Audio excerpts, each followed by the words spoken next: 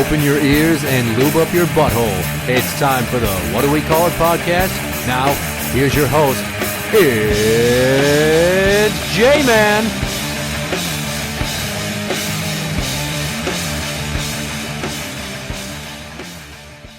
Welcome to the What Do We Call It podcast. I'm Jmann. And I'm number one fan, Tim. Coronavirus. Yay. How did I know we were going to talk about this? COVID-19. Whatever the fuck that is. That's like the scientific name for this shit. Every fucking news story has some mention of it. I thought we could basically just riff on it instead of the usual placating of fears that the mainstream media is doing. Okay. But I'd just like to point out that for the people that apparently haven't heard of it, the coronavirus is very respiratory heavy, and it's bad news. Well, it's bad news if you have underlying health issues or are old. Right, so everyone's like, oh my god, this could be as bad as the Spanish influenza epidemic of 1918, and oh, woe is us, won't somebody think of the children and the elderly? And I'm like, don't we have enough fucking elderly people around? Wouldn't it stand to reason that if we're trying to help out that whole Social Security going bankrupt concept, that we thin the herd some? Yeah, holy shit, all the baby boomers retiring, we can't afford that shit. Right, and then you got the boomers that had this different work ethic than the millennials. Yeah. Where they fucking lived to work.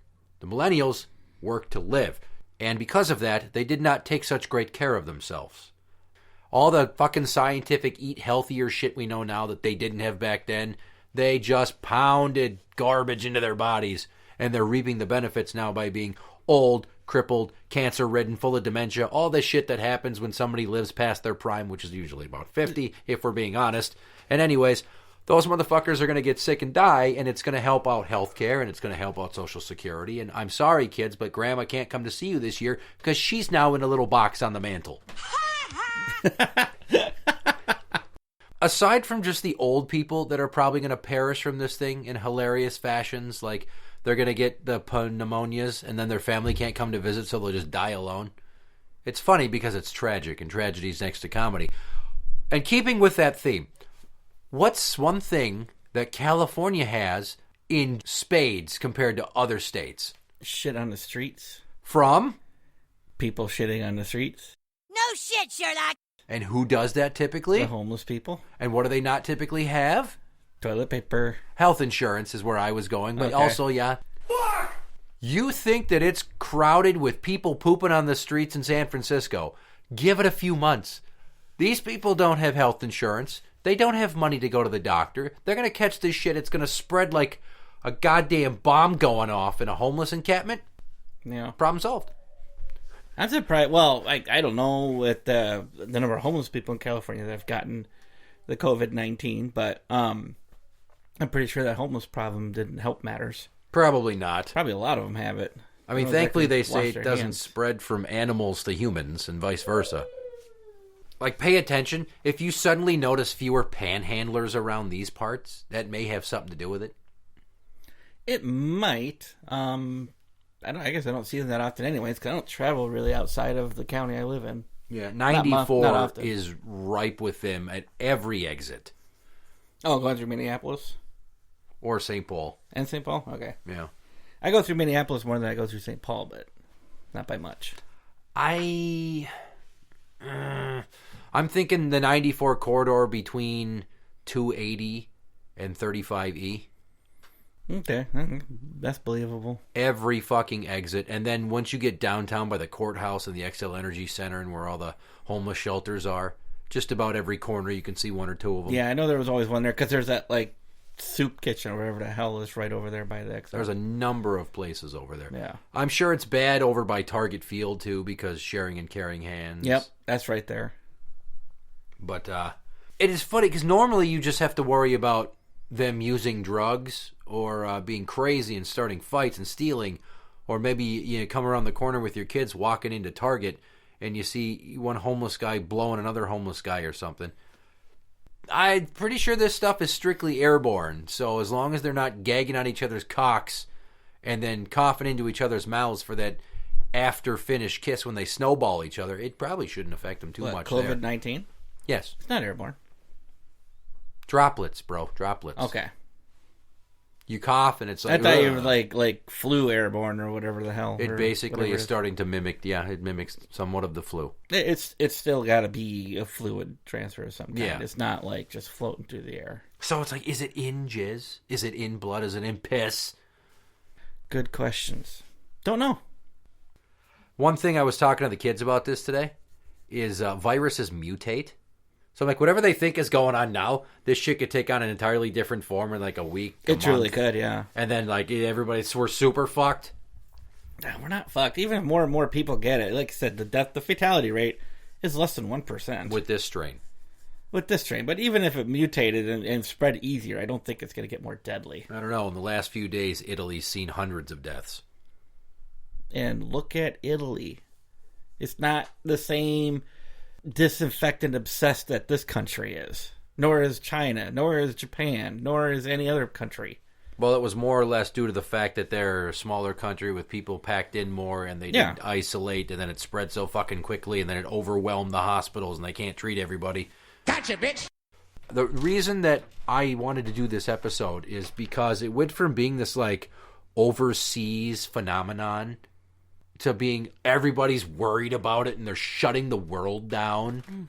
Italy is going to quarantine, like, until the 3rd of April. That's a long fucking time, dude. Yeah. China started with it. They built a hospital in 19 days to quarantine people, and that hospital collapsed because these fucking idiots thought that they were so great at engineering that they could whip bang a hospital together that they didn't even fucking take the time to apparently tighten the bolts or check the welds. Concrete cure. And all the people inside, there's still like 70 fucking people trapped. They just should call it, I mean, you're quarantining them and you've got over 1 billion Chinese. Chinese, there's several billion where they came from. Yeah. I mean, they probably made it out of paper mache and fucking balsa wood and hoped that it would collapse with all these people inside. And they just, burn the fucking leftover remains and call it good. Holy shit, that's fucking funny. And we let them make so much shit for us. They don't build our houses, thank God. And the CDC is advising people on the best ways to trim their beards and mustaches to get a better fit on face masks. Yeah, you ain't gonna have millennials doing that. Their beards are way too important. Bushy.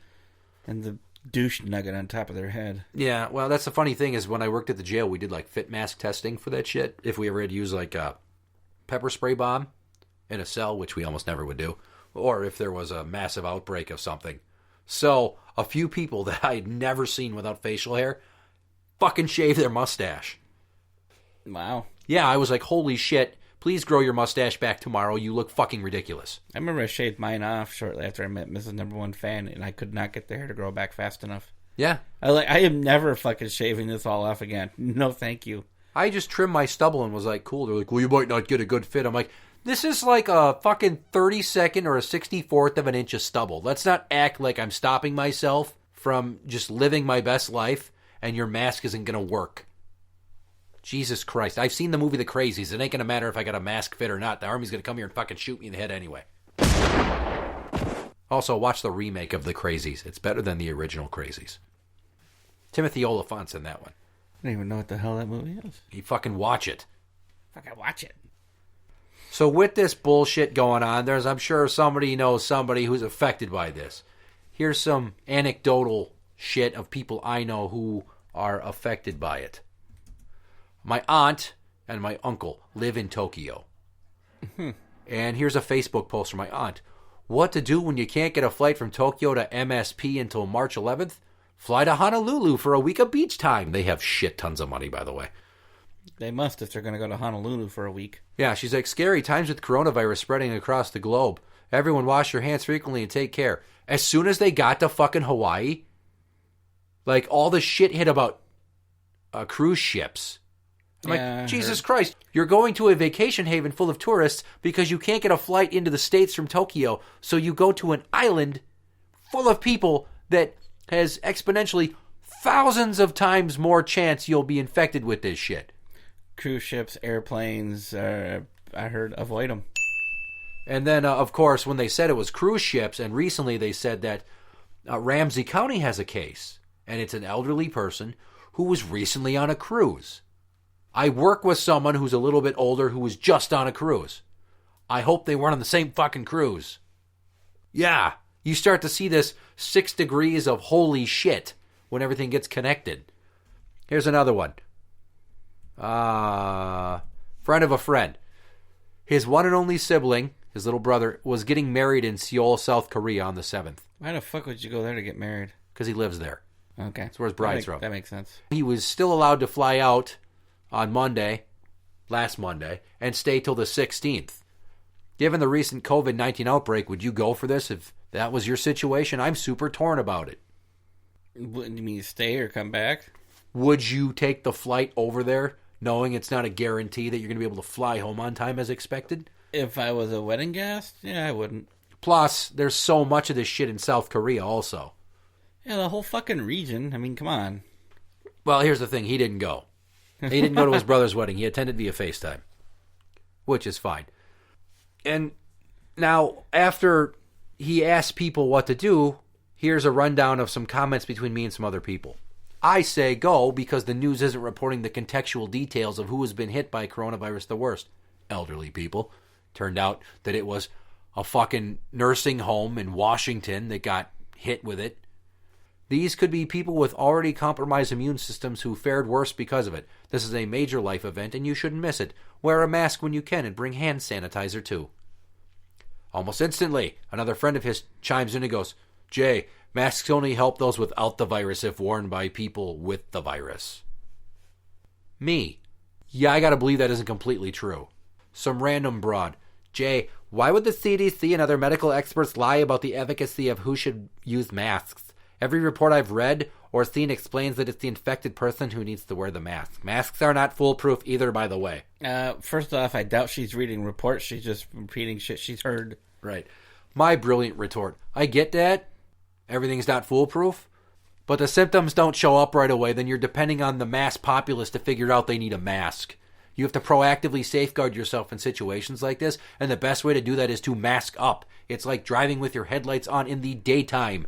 Better safe than sorry. Yeah, I can see that. I thought it was like... Actually, a lot of people are trying to do that shit already. Right. Their air is horrible over there. Yeah. And then the first guy goes, oh, fair point. Masks can also instill fear if you're amongst the general public versus in a medical setting, though, which is a problem we need to fix. It should be normalized. People need to just stop being so fucking scared. And I told him, I totally agree. It's a fair point. You see pictures from major cities in Asia like Beijing, and it seems more common than not that people are masked up. If you look at Beijing especially, like their air quality is garbage. It's hazier than shit. But, you know, a few years ago, they had some, like, environmental conference there, and they forced all the fucking factories to shut down for 3 days ahead of time so that it would be all blue-skied and clear and shit. And people were walking around taking pictures like, I've never seen the sky like this. It's fucking incredible. Well, the difference between Beijing every day and Beijing when they pulled that shit is the difference between the first 5 minutes of an episode of Captain Planet and the last 5 minutes of an episode of Captain Planet. Yeah, well, it's just like everyone's sitting there talking about the global warming thing, not to sidestep here, but, you know, like, oh, China's the worst fucking pollutant there is. They are. And they don't care. Fuck them. Oh, really? Fucking killing us all, you pieces of shit. Oh, my God, are you one of them? What? Oh, we're gonna die. Oh, we have 12 years. Well, clearly we need to stop the pollution of the planet. We reduce it, but we're not gonna change anything. Well, sure you can. If you lose a leg and you do nothing, you bleed out. If you apply a tourniquet and then have medical attention to it, odds are you will still survive. You're comparing apples to oranges. No, I'm not.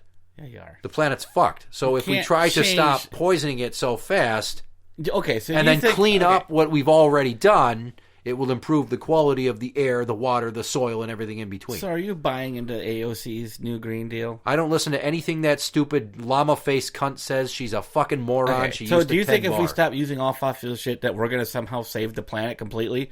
Like we're not going to have any more...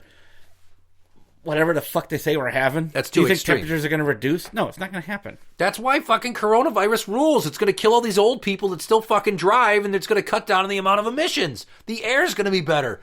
Go to everybody's grandma's house and fucking cough on that bitch. She's 60, 70, 80, 90, maybe 100. She had a good run. They've had a good run. All you fuckers with your goddamn bad hips and your bursitis and your arthritis and your 9 medications and your bad hearts. Why the fuck do you want to live still? If anybody takes anything from this episode, it's this. The viral disease is Mother Nature's way of saying, you got too many people. I'm going to bring it down for you a little. We're just going to bring it down a notch.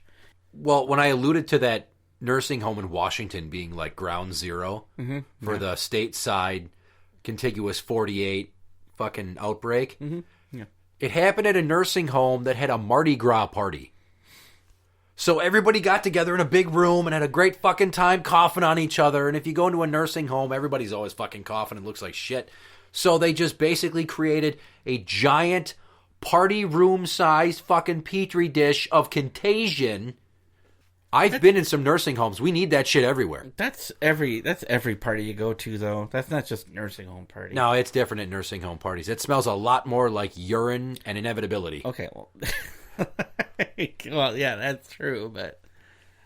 So, I mean, I'm not terribly worried, but, like, I carry hand sanitizer in my car anyway because I work with a bunch of people that are always at day programs, nursing homes. They're always full of places where the people are sick.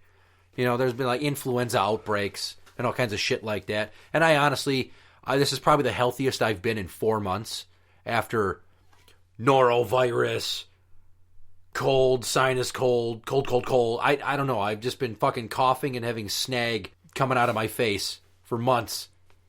I think the worst I've had in the past year is probably, I think I had a cold back in December. You go fuck yourself with all your being healthy. Well, no, late last 2019, February, January, I had a pretty good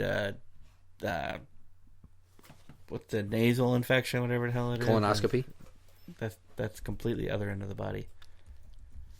Well, stop letting people cough in your anal cavity and it won't be such a problem. I had some shit going on with my sinuses, so.